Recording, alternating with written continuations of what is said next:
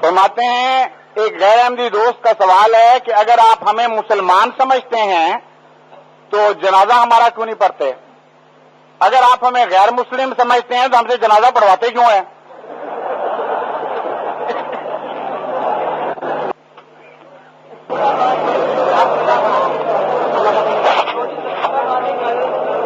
کہتے ہیں چودھری ظفر اللہ خان نے قائد اعظم کا جنازہ نہیں پڑھا. وہ جنازوں کا ایسا ان کو شوق ہے آج کہ چھوڑتے نہیں وہ مسئلہ.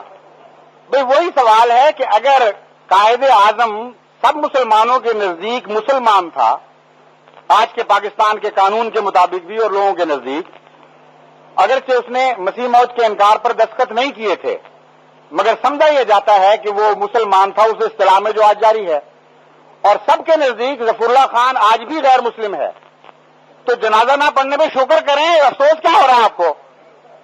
سکھ جنازہ آ کے پڑھ جائے آپ کا تو آپ کو افسوس ہوگا یا اس کا شکر کریں گے آپ؟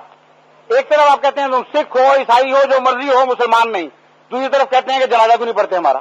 وہی سوال آپ نے دوسرے طریقے سے دوہرا دیا.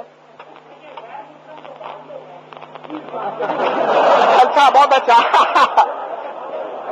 بہت عمدہ، جزاک اللہ.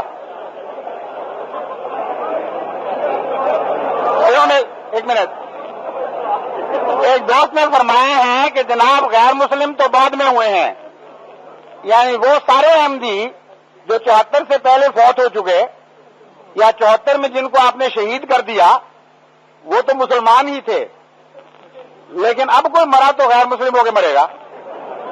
یعنی قانون پاکستان قیامت کے دن بھی جاری ہوگا اور اللہ اس بات پہ فیصلہ کرے گا کہ قانون پاکستان سے پہلے کون مرا تھا وہ کافر ہے، جو بعد میں نہ مسلمان ہے جو بعد میں مرا وہ کافر ہے.